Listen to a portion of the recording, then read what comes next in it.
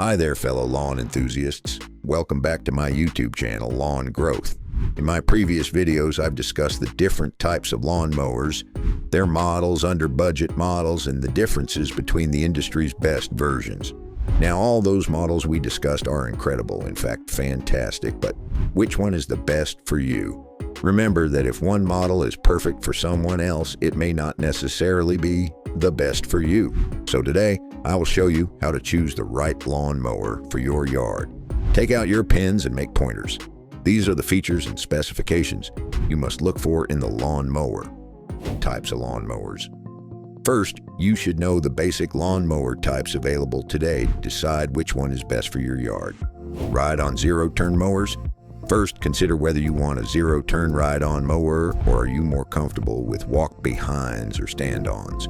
If you have a lawn larger than 1/4 of an acre, the ride-ons are a better choice mainly because they can do the job faster. So you need to assess the area of your lawn. If it is more than 1/4 of an acre, you need to draw out your savings and spend a bit on a riding mower. Over 1/4 acre. For an area up to 2 acres, you should get a rear engine riding mower. These include all light-duty tractors and residential zero-turns. Above 2 acres, you should only use an entry-level commercial-grade zero-turn mower in this category. Over 5 acres, you should get a commercial zero-turn mower. A walk-behind mower is no less than a nightmare if you own a large or expansive yard. That's why walk-behind mowers are available in various design options and complexities. Push mowers versus self-propelled. Push mowers are best for very small lawns.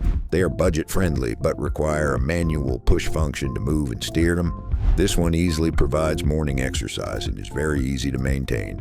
Meanwhile, the self-propelled types come with a drive system. This pushes the mower in the forward direction.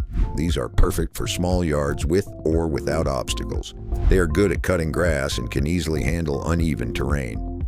Electric mowers. If you're new to mowing, you'll love the convenience of electric mowers. Not only are they high-tech, easy to use, and come with super cool features, but they are also much quieter than gas mowers. There are 2 types of electric mowers on the market today, corded and battery-powered. Corded types are powered by electricity through a cord. Although that makes them last a long time without having to stop or recharge, the cord does limit them physically and restricts their movement. Personally, I'd never buy one of these mowers. The cord is a huge pain. However, battery-powered ones are highly mobile and best for small or medium lawns. Some of their batteries are so powerful that they can do long mowing jobs without interruptions. These battery mowers are most popular in self-propelled push mowers, but there are also a few battery-powered zero-turns. The only downside is they're just a bit more expensive than their comparative gas models. If you're a professional landscaper, I personally think battery technology has a bit further to go to make it worth it. They're pretty expensive once you get to commercial zero-turn mowers, and the charging needed is very inconvenient compared to gas mowers. Gas-powered mowers. Now, pay attention to this part if you have a large yard. Gas-powered mowers are high-powered machines best for large yards or commercial landscapes. All sorts of tough grass or uneven terrain stand no chance against these beasts. Even as someone who owns a Tesla as my daily driver, I'd still recommend going with a gas-powered zero-turn mower, unless I was getting a push mower or any handheld equipment. I'm not a huge fan of electric zero-turn mowers at the moment. Hopefully they improve in the future and their prices become lower. Riding tractors. Riding tractors are best for medium to large yards. The tractor's the right choice if you're into attachments like baggers, snowplows, or tow-behind carts. They offer efficiency and comfort and reduce the time and effort you need to cut grass. Key features to consider when buying a lawn mower for your yard. Now let's talk about the key features you must consider before buying a lawn mower. Lawn size. And as discussed, you need to know your lawn size before you can make the right buying decision. Smaller lawns are easier to maintain, and you can make do with a push mower or small electric mower. But for extensive yards, zero-turn mowers work best. Type of terrain. Next, go take a walk out on the lawn and check out the terrain. If you have a flat yard, you're in luck because any type of lawnmower will work great. But for steeper ground or for going uphill, you will need a machine with good traction and multiple height settings. This is where walk-behinds and stand-ons are your best friend if you have a lawn over 3 acres and some substantial hills. If you have a smaller yard with inclines, you will be fine with a push mower. These will essentially mow anywhere you're able to walk. Engine and transmission. The most important part of any mower is the engine and transmission. Most self-propelled transmissions are belt-driven, and they're all basically the same. Same for the engines on these push mowers. Honda really stands out from the pack, but those are becoming more limited by the day. It's beginning to make me look more at electric push mowers. Once you start looking at zero-turn mowers, most will have hydro-geared transaxles, usually EZT or ZT 2800, until you get to mowers over $8,000 to $10,000. For engines, you will mostly find Briggs & Stratton, Kawasaki, or Kohler in the residential zero-turn sector. Personally, I'd probably go with a Kawasaki engine if I were getting a smaller zero-turn mower. I'm a fan of the FR series Kawasaki. Once you get to the more expensive commercial zero-turns, you'll have 3 main engine options, including the Vanguard made by Briggs & Stratton, the Kawasaki FX, and the Kohler Command Pro. You really can't go wrong with any of these engine options. One major difference that stands out is the Vanguard is the oil guard option on some mowers.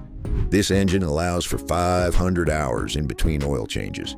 This can be a huge benefit if you're a professional landscaper. For most homeowners, this won't really matter. You also can't go wrong with the Kawasaki FX engines. I'm a huge fan of these. Whichever you go with, you want to make sure you have a mower with an engine and transmission that is suitable for your lawn. Consult with your local dealer to make sure you're getting the right mower. Number of obstacles. Next, look around and see how many types of obstacles you have around the yard. Are there any trees near or on flower beds, garden structures, or ornamental pieces you've kept around? If you do, you will need to make sure you have a deck size that will be able to fit through all of these different obstacles. For example, if you have a 42-inch backyard gate, you'll need to make sure your mower doesn't have larger than a 42-inch deck. Maintenance. Since there are many different types of lawn mowers, each has different maintenance requirements. For example, if you want a low maintenance option, go with electric. It's probably the single greatest advantage of any battery-powered technology. There's far less maintenance since there aren't engines and transmissions with a bunch of moving parts. You should also make sure you get a reputable brand to ensure you will have plenty of parts availability. If you plan to have a dealer fix your mower, you should make sure you have a great dealer in your area who stocks parts and can fix your mower quickly. Never buy a brand that doesn't have a good mower dealer in your area. That will lead to unnecessary headaches. Comfort. Although it's the last thing on many people's minds, if you're mowing a large yard or commercial property, you need the machine to be comfortable and ergonomic. Look for models with adjustable and comfortable seat handle controls that can operate on sunny days and for long hours. For example, a Ferris mower is going to stand out from the pack in terms of comfort. There are also many other brands that have things like suspension platforms and suspension seats. These can be decision makers for some people. In conclusion, it's easy to go for the highest rated or best reviewed lawnmower models for the year, but remember, you will be stuck with your choice for years. So making your assessments before you make the purchase decisions will always make your investment worthwhile. Keep all these pointers in mind before you browse or look into the different types of lawnmowers that are available. For more information, check out my website, lawngrowth.com. What do you think about this video? Did it help make your decision easy? Tell me in the comments, and remember to like, subscribe, and share it with your friends and family. See you in the next video.